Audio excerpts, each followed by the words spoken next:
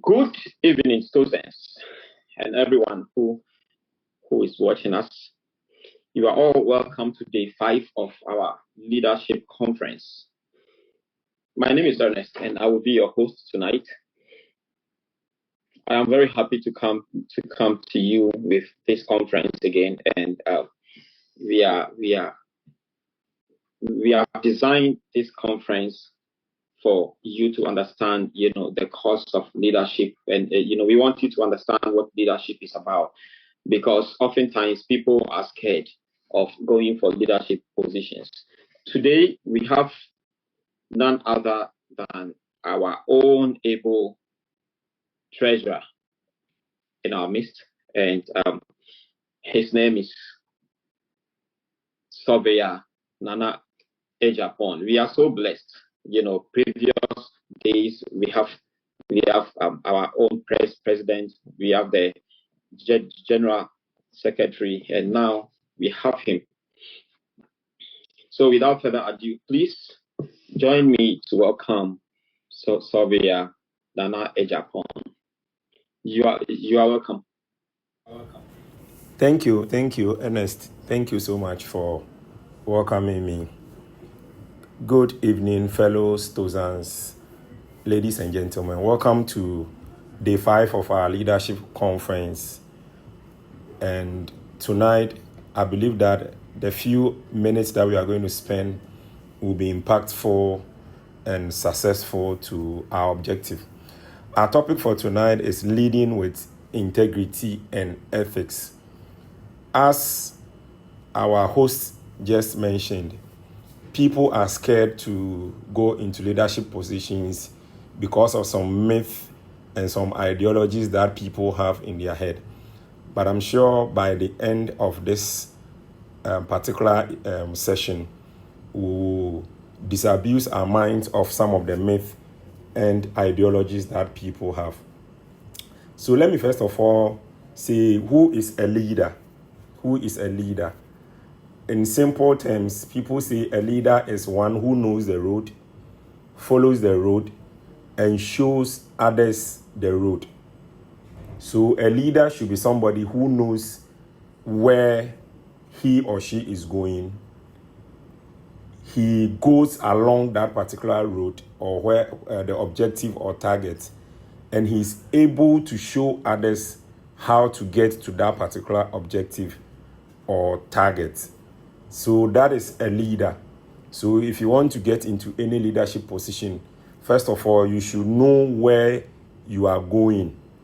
You should be ready to go along that same road, and you should be able to carry people along with you to that road. Now let's look at ethics and integrity. And I'm sure when we say ethics and integrity, it's something that is commonly with us. So we talk about strong moral principles, the values that people have, people's actions aligning with their words and their commitment. So you do what you say. That is part of ethics and integrity. We can talk about honesty. We can talk about accountability. We can talk about trustworthiness. But one important factor when it comes to all this ethics and integrity is something we say in all situations. There are times people show ethics and integrity in some situations when it favors them. But in situations where it do not favor them, they fall short of this ethics and integrity. So one key thing that I'm leaving with you this evening is that you should be able to show ethics and integrity. That is moral principles, values, commitment, honesty, accountability in all situations. So in simple terms, we say leading with integrity and ethics means to guide and influence others by adhering to strong moral principles, values, your words and your actions being the same, commitment, trustworthiness, and all the synonyms that you can associate with trustworthiness. Let me just take you through a few things. We say what we call dimensions or aspects of leading with integrity. What I mean is that leading with integrity can be broken down into various dimensions or various aspects. So in my definition, I mentioned honesty. So one aspect of leading with integrity and ethics is honesty and transparency. You being able to communicate to people, being transparent with the information that you are giving them. You engaging people and making them feel that what you are saying, it's your word and your commitment. So that is one aspect, honesty and transparency. Then we can talk about accountability. So as a leader, you should be accountable to the people that you are leading. People should be able to trust you that whatever has been entrusted in your hands, you'll be able to account to them. So that is the second dimension. Then we can talk about fairness. So as a leader, one of the key aspects when we say you have ethics, you have integrity, is being fair to everyone. And when I say being fair, we are talking about equity and not equality.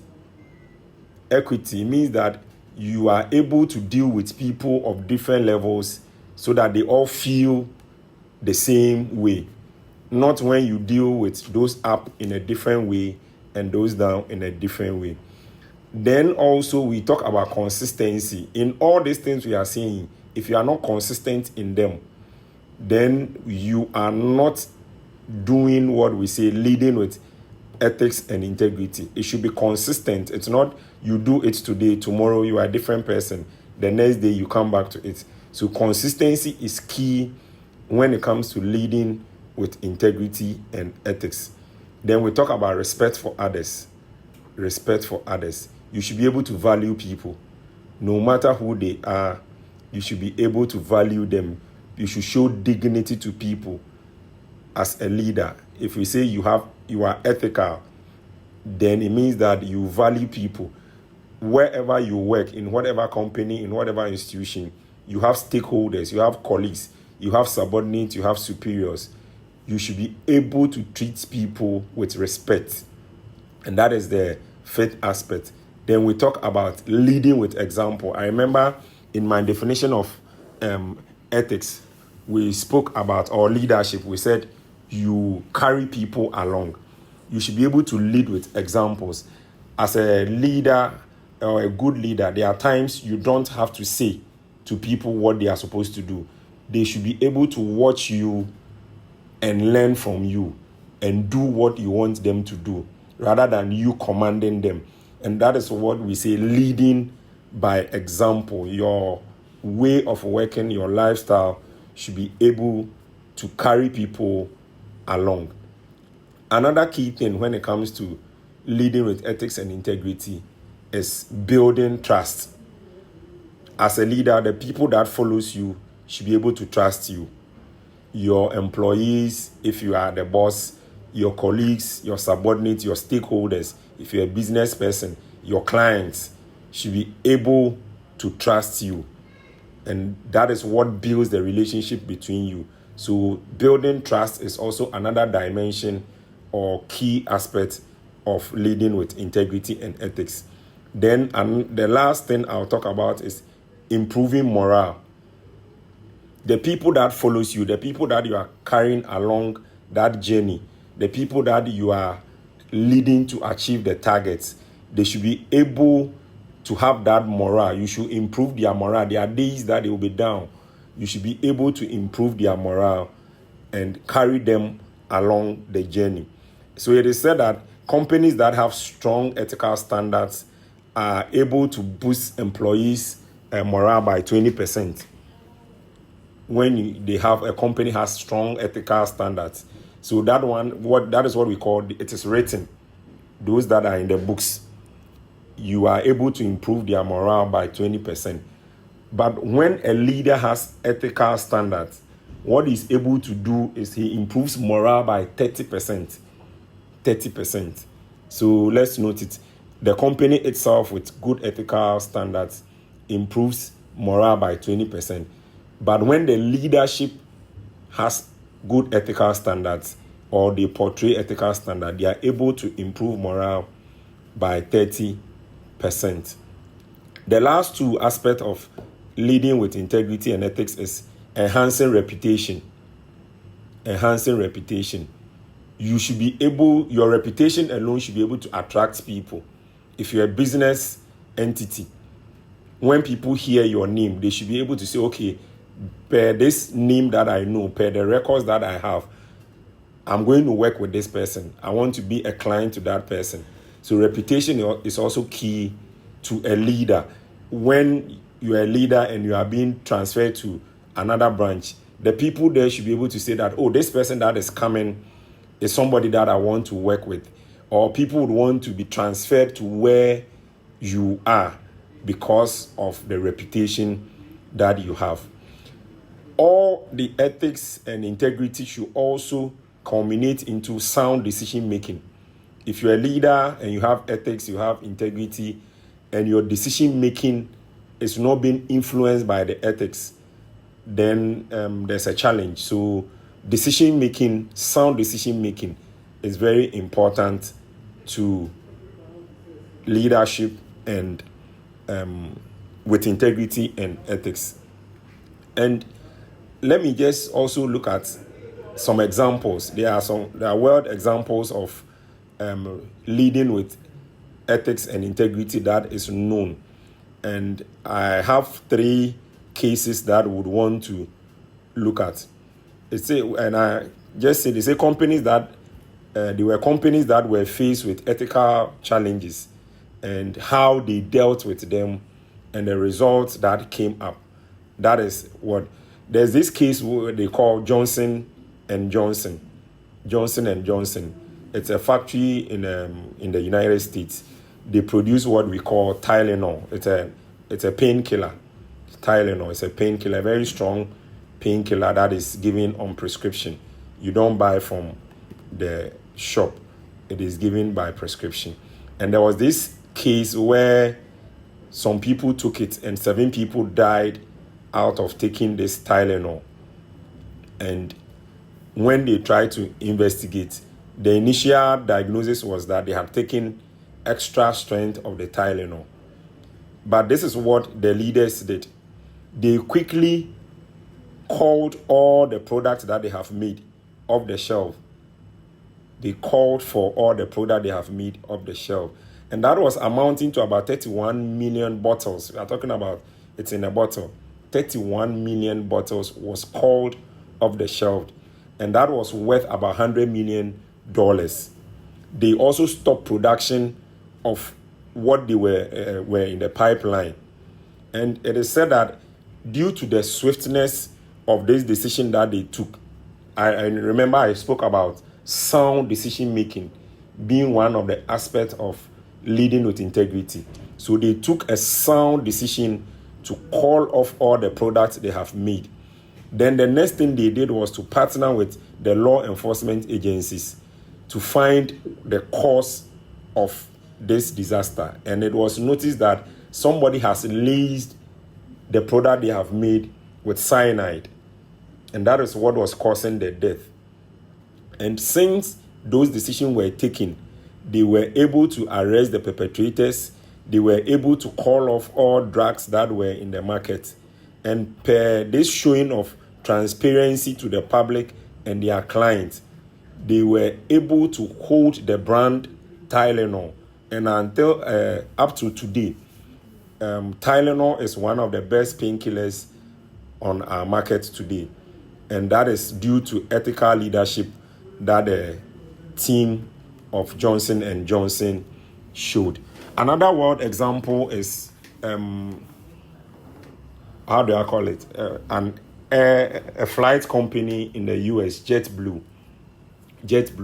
Over a few decades ago, I think in 2008, this JetBlue company had a lot of their passengers got stuck at John F. Kennedy International Airport in the United States. And the reason was that there was a storm. There was a rainstorm. And so the delay due to the storm affected the flight, and it also delayed their clients or their passengers. And they had to cancel about 1,000 flights during, I think, a 5-day period.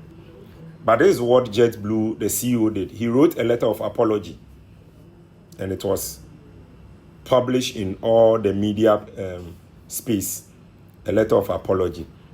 Then he also directed that his team, they drafted a customer bill, what they call a customer bill rights, and they gave all passengers their rights, privileges, and compensations that they were supposed to give to their passengers who were involved in this. He also went on an apology tour.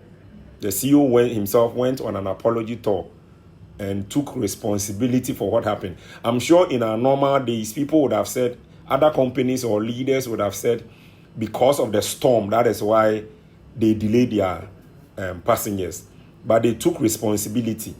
And one of the key aspects of leading with ethics and integrity that they showed was transparency and accountability to their customers. And because of this, their passengers were loyal to them even after what had happened. The third one just happened just in 2016. Wells Fargo, that is a bank, one of the largest banks in the United States, Wells Fargo. What happened was that some of their staff created accounts for themselves or in the bank just because they wanted to meet their sales target. So it's like fake ghost accounts that they wanted to meet their sales targets. And this activity or whatever they did, at the end of the day, the leadership of Wells Fargo said that it was the staff that did, the employees that did that, and they were not accountable for what happened. And this ended them in losing 50% profit over that period. 50% profit because of that scandal. So from these three examples I've given you, you notice that as a leader, the way we apply ourselves to using the values of ethics and integrity plays a role in the final outcome of our decisions that we make. Let's see. So the next question somebody will ask is, how would this ethics that we mentioned, the things that we mentioned, how do they influence leadership? So we mentioned trust and credibility. We've spoken about workplace culture. Then, so what they do is that good leadership ethics and integrity helps with trust and credibility. It also improves workplace culture, because if employees knows that leadership holds on to certain principles, they hold on to certain values, it helps in the culture of the workplace. So anybody that comes in has to align with that culture rather than going his own way. It also helps in sound decision making, like I've said in the previous one. It also helps to protect reputation. If you have a very good reputation, what integrity and ethics in leadership does is that you are able to protect that reputation that you have. Then it also helps to promote accountability and transparency. Let me come to a very critical aspect. So the thing, we've mentioned a lot of things. How do I develop those skills? Let me call them skills or values. I want to be a leader. I want to show leadership with ethics, integrity. There should be a way that I should go about it. And I just want to look at 5 things. The first one is developing self-awareness. You need to develop self-awareness. You need to be aware of yourself. You need to understand the values and morals that you hold. Knowing this will help you to be able to be consistent in whatever you do. knowing the values you hold and the principles you hold, it helps you to be consistent in whatever decision that you take. Being self-aware of yourself also helps you to also try to get feedback from your employees, from your clients, from your stakeholders. So you are always aware that I need to get feedback. How do people see me? How do my colleagues see me? How do my employees see me? That is what we call self-awareness.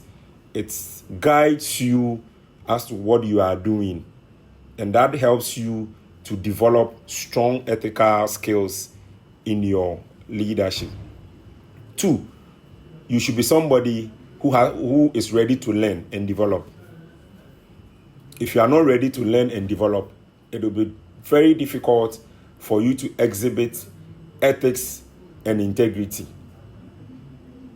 I'm sure the best of leaders who show ethics and leadership did not start from where they are now. They learned, they developed over the period. So you should be somebody who is ready to develop. So some of the ways you develop is to participate in workshop, training programs that are focused on ethics and integrity. You can, in our days now, the internet is one of the places that you can read about, you can learn about. And whilst you learn, whilst you read, you improve on your ethical leadership.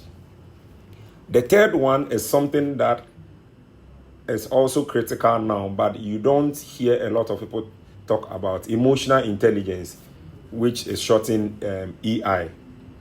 Emotional intelligence.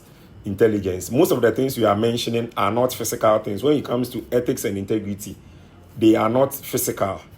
They are associated with our emotions. And a person that doesn't exhibit emotional intelligence will find it difficult to show ethics and integrity. So you need to cultivate one of the things I call empathy. You see, in modern world, we show sympathy. So sympathy is when somebody, a colleague, an employee is going through a challenge, and all you say is, "Oh, sorry, we sympathize with you. We are with you." Then it ends there. But empathy is when you put yourself in people's shoes.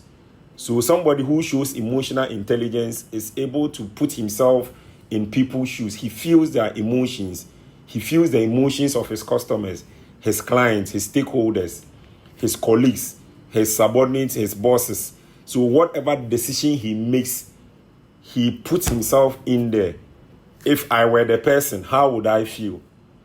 So emotional intelligence is very important as leaders, for leaders, so that you'll be able to know the people that you are leading, so that your decisions will capture everybody's emotions.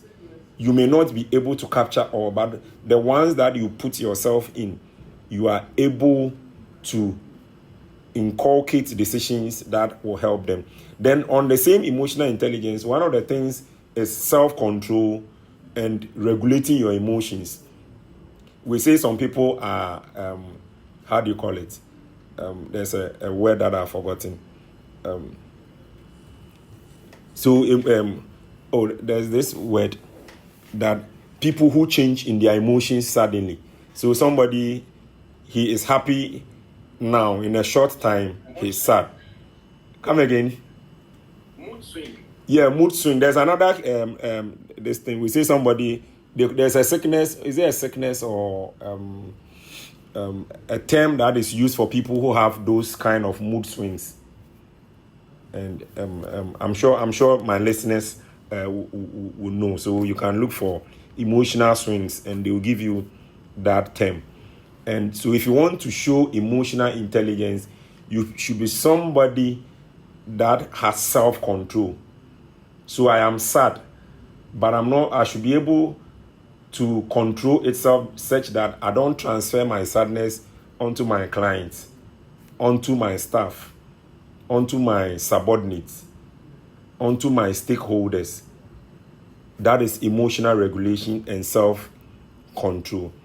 The fourth thing that will help you to develop leadership skills with ethics and integrity is setting clear ethical guidelines. So you should be able to say that this is the do's and this is the don'ts. So you set guidelines and you stay true to those guidelines. And I'm sure even in our normal life, all of us have certain principles that guide us. And some of our principles are a no-go area. No matter how much money comes, you will not compromise those principles. So you need to set those guidelines, ethical guidelines, as a leader. Then you set standards also. So I've set guidelines for honesty, integrity, trust, and all those things. But there should be standards. To what level am I to compromise, or will I compromise? To what level will I not compromise? You need to know. There's a saying that everybody has a price. So you should be able to state at what price you are ready to compromise on certain principles. So that once you know, when somebody has not hit that price, you are not ready to compromise. So that is the fourth one. The last one, and I will say that it is not the end. You can do research and get other things. It's cultivating the habit of making ethical decisions. So it's a different thing having your guidelines, having certain standards for yourself. It is a different thing having emotional intelligence. It's a different thing being aware of yourself. And there's also a different thing having the habit of making ethical decision. So you need to make it a habit that any decision I make, I want to apply my ethics in those decision making. And one thing that can help us in doing that is you need to weigh the consequences of your decisions. So before you make a decision, you need to have the alternatives down. Then you put on a scale of 1 to 10, what will be the effect of this decision? On a scale of 1 to 10, what will be the effect on the other decision to my stakeholders, my clients, my subordinates? You need to know them. And you need to know the short-term consequence, the medium term, and the long term. So that when you aggregate all of them, you'll be able to say that, okay, then I'm going for this decision because the consequence of the decision is positive. That is very, very important. So we have spoken about 5 things that will help us develop our ethical leadership skills. And the first one was developing self-awareness. The 2 is learning and developing yourself. The third one we mentioned is having emotional intelligence. Then we mentioned setting clear ethical guidelines. And the last that I just mentioned was cultivating the habit of making ethical decisions. So on that, I would say ethics and integrity, they are not just abstract principles, but they are practical necessities for any leader. So if you're a leader, your ethics and your integrity should not be abstract. People should not just hear you say them. Oh, me, I'm trustworthy. Oh, me, I'm honest. But in practice, if they don't see it, they will not trust you. They will not see you as an honest person. So we need to make them practical. They are a practical necessity that we need to apply. As I come to the end, I've just summarized a few simple practical tips that we can follow as leaders to be able to apply ethics and integrity in our leadership. So the first one is you need to respect the privacy of others. You need to respect the privacy of others. If you're a leader, it is not everything that you need to know or you would want to know. people should have their privacy. Your colleagues should have their privacy. Your subordinates should have their privacy. The people you are leading, there should be an aspect of their life that should be private to them. So when you respect those privacies, people are able to trust you. Assuming your subordinate is making a call and he sees you trying to eavesdrop, he may not know why you want to eavesdrop on him or her, but it sends a signal to that person that you cannot be trusted. So we need to respect the privacy of our stakeholders, our colleagues, our friends, or the people that we are leading. 2, it's communication. And you need to communicate honestly. So one of the practical ways to show ethics and integrity is communicating honestly. Bible says that let your words be seasoned with salt. Let your words be seasoned with salt. And so anything that you are saying, people should be able to say that, oh, his yes is his yes, his no is his no. People, your subordinates, you know that once boss has said no, he means no. Once he says yes, he means yes. If you're a leader and you get to the point where you have said yes, but people assume it is no, then you have a problem. So the second practical thing that we can do to show that leading with integrity and ethics is communicating honestly.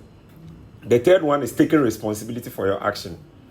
So in the Johnson & Johnson case, in the JetBlue case that I mentioned earlier on, leadership took responsibility for their actions. Even though for JetBlue, they could have just used the storm as an excuse for the delay, but they took responsibility in the fact that probably they could have consulted the Matthew and know the weather conditions and reschedule flights so that people will not come and be stranded at the airport. So they took responsibility. So if you're a leader, one of the things that will show your ethics and your integrity is taking responsibility. If you take a decision and it backfires, be bold. Say that, oh, I take responsibility. Don't shift blame. Most leaders of our days now are quick to shift blames. Oh, I didn't do it. It was my subordinate. It was this. It was that. Take responsibility. The fourth thing is make promises. If you make promises, keep them. Or make promises that you can keep. Because of my background, I always want to refer to Bible. Bible says that it is better to make a promise. It is better not to make a promise than to make a promise that you cannot keep. And he uses a very strong word for people who make promises and cannot keep. Bible calls them foolish. So if you're a leader who has integrity, who works with ethics, make sure that any promises you are making, you are well able to keep those promises. And that is what will show that you have integrity.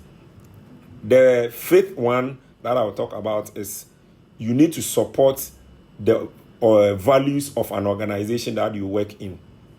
So if you are the managing director of an organization, if you are whatever position that you are leading people, you need to support those values. And you also need to show those values whether you'll be recognized or not. There are a lot of leaders today, they only show good values when they are being recognized, when they are out there in the open space where people see them. That is when they show good values. But when people are not seeing them, then they do the opposite. So if you want to be a leader with integrity, who shows ethics, make sure that whether you are being recognized or not, whether you are in the limelight or not, whether people are around or not, you are always supporting the integrity that you hold. You are always supporting the ethics that you have. The last but not the least is that you need to acknowledge people when they perform. A good leader, a leader with integrity, a leader with ethics, is somebody who always acknowledges people for the good work that they have done. There are some leaders, when good work is done, they want to take the accolades for themselves. But when there's bad results, they want to shift the blame. If you are a leader with ethics, integrity, that is what we call a good leader. You need to acknowledge people. Even a simple thank you is enough. Oh, thank you for the good work. Oh, thank you for coming early. Oh, thank you for staying late to finish this assignment. You need to acknowledge people. You need to appreciate people. And last but not the least, which has been resounding in my earlier submission, is trustworthiness. In all this, people should trust you. And I'm sure that when you practice the 6 previous things that I've mentioned, it will end in people having trust in you. So I would just want to conclude by saying that leading with integrity and ethics is not something so strange. Everybody is capable of leading with integrity and ethics. But we just should be people who are committed to the values that we hold. We should be people who are committed to the values of the organizations that we work for, we work in. Because if you are not ready to hold on to those values, it will be very difficult for you to exhibit integrity. And let me also say that we have our individual values and principles that we hold. We should be able to get to that point where we can shift our values and principles and hold on to what the organization has stipulated. Yes, I'm not saying that if the organization's value is wrong, you go along. But there are times our personal values conflict with what the organization holds. But once you are leading, you need to put away your personal principles and values, personal ethics, and go along with what has been stipulated, the standards that has been laid.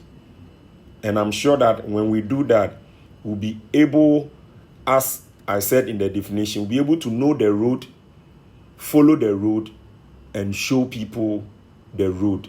We'll be able to know our targets, our objectives, follow the targets and objective, and lead people to achieve their targets and objectives.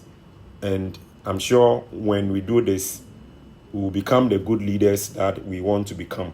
And note that it is not you who will say you're a good leader. It is the people that you are leading that will say that you are a good leader. And it will be because of what you have exhibited. I'm sure with this few, we'll be able to apply them and come out as the good leaders that Ghana, the world wants us to be. Thank you very much for staying tuned to this session. And I'm sure any questions that you have will be accepted by the host and it will be addressed in the appropriate forum. Mr. Ernest, the host, I think I'll end here and hand over the platform to you. Thank you very much. Welcome. You're welcome. Wow. Oh, such is cool.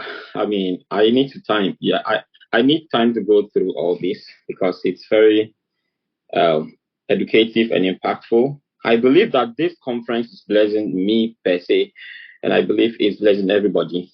And people have questions, and I also have questions, but we have designed a Q&A a session in the last week. So, I mean, people are going to be asking questions a lot, and we are going to collect questions from people, but I only have one question today. So, in your submission, you mean that as a leader, you need to give room to people to reward you or acknowledge you, not acknowledging yourself. What if you are doing, a whole lot, you are building stadiums, you are impacting people, and no one seems to acknowledge you. At the end of the day, they give it to someone else. I mean, and this thing happened in the Bible. Saul worked for so many years. David just came in the scene and killed one Goliath. All of a sudden, everybody, especially the women, they were singing and praising God that Saul has killed his thousands and David has killed 10,000s. It looks like the fans is the fans is now shifting from their it's now shifting from Saul to David. What can you say about that?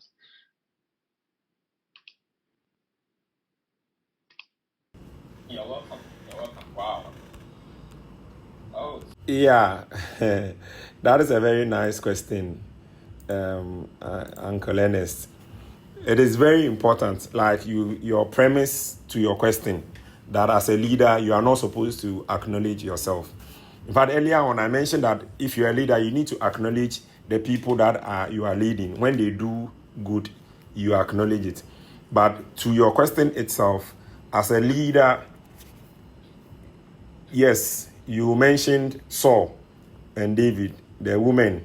That's a woman issue. If we bring it here, they said Saul has killed 1,000, David has killed 10,000. But like you said, it was just one Goliath David has killed. But you see, let me bring it down from the Bible to in our practical world.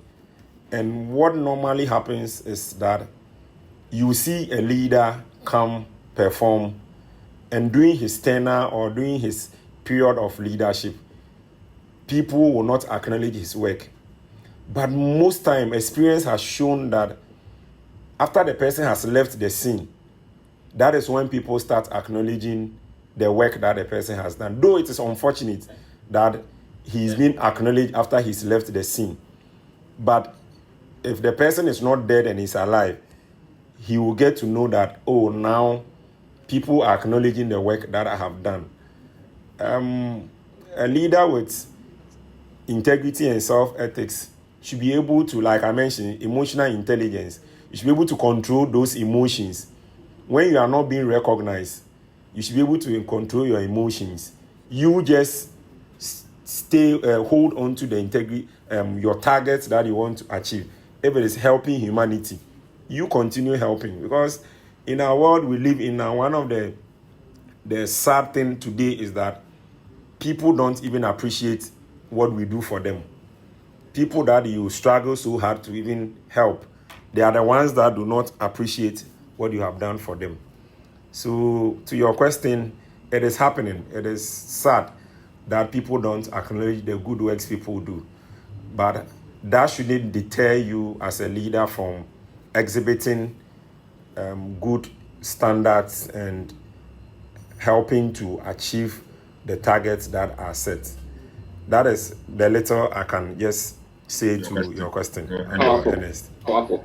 Thank you very much. I think we are wrapping up. But one thing, I'll give you the opportunity to, give shout out to people in STOSA. Those who you think. I don't think you can mention everybody, but some one or two people. Then we wrap up. Oh, okay. Let me say, first of all, thank you to Mr. President for this opportunity, and appreciate the time I've had here.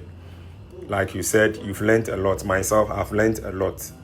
So, Mr. President, thank you. I want to appreciate the other executives, General Secretary, Financial Secretary, Organizer, Women's Organizer, the media team, which is led by our own Ernest, and the local ones also, Terex and his people. So I want to appreciate all of you. I want to send a special shout out to the 98-year group, the 98-year group with our coordinator being Kondo Ebenezer. Shout out to all of you and to the other guys and the ladies. I'm sure in the shortest time we'll all meet again at the right forum and share some of the old memories. Mr. Ernest, I think that will be it. Thank you so much. Thank you very much. And I am so blessed and I want to continue. I don't want to stop, I am enjoying it. We are in the season of we are in a season of elections. We are doing this because we want you to rise up and go and pick up a form, a nomination form, and become a leader for STOSA. There is going to be a teaching, right? People don't understand STOSA, right? STOSA can be a testing grounds for you, for you being a big leader. Because I know, we have so many projects, we have so many conferences, we have schools and teaching conferences. So here you learn a lot, but we want you to rise up and go and pick a form and stand for a position. And we encourage people to pay their dues. We have the gate, we have the entrance project that was started in 2023, and we are calling on everybody to come and support. Go to our YouTube channel and go and subscribe, because we are coming your way with greater things. You can't miss it. STOSA is big. STOSA is great. The shout out has been given already, but it's been said that I never greet my year group, 2007 year group. I greet everybody, and thanks for staying with us. Any announcement will be under the comment section, and go and ask your questions. We have Q&A in the third week. We have Q&A session whereby we will allow you to come online and come and ask your questions, and then also we collect the already posted questions, and then we let our speakers and our panelists answer your questions accordingly. STOSA is great. I don't want to say anything much, but go out there and go and subscribe to our social media. Thank you very much.